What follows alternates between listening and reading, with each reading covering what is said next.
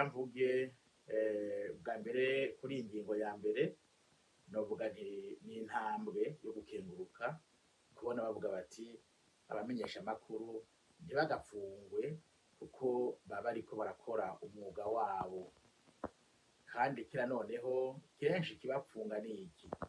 Ni ukubera ko baba bariko barashikiriza inkuru zitanezereza ubutegetsi.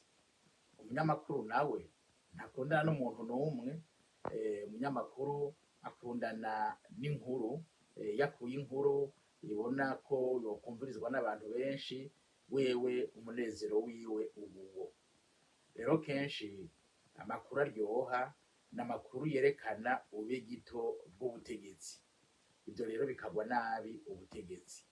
Iyo bavuze bati ko vubu uko bazotuvuga ntawe uzopfungwa kubera izo mvu, ariko ni nka kurya novuga nti sinzogupfunga mugabo nkagira muri iryo tegeko utundi tuntu turiyo by'ukuri twotuma upfungwa mugabo udapfunzwe ariko uri umunyamakuru.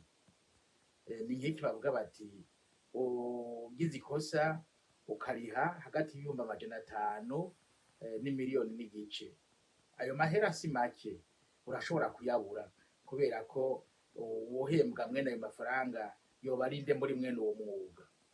Bwa mbere yo guca ihadabu canke ibihano umuntu ashobora kuronka, jewe nibaza kuba wihenze wewe uri umucamanza ubuzi igihugu cawe ingene kimeze. Ni ukuvuga buza ayo mahera arashobora gupfungwa, ntibaze bavuge ngo yapfunzwe kubera ko ari umumenyeshamakuru, aho bazavuga ko yapfunzwe kubera ko atarishe indishi canke ihadabu yaciriwe. Urumva ni kwa gupfungwa. Ica gatatu navuze niki kijanye nuko uwo mumenyeshamakuru hamwe yovuga inkuru y'agacamutwe ishobora kubibabaza leta igaciza guharatina ne wabikuye he, kandi ntishobore kwerekana ko atari byo.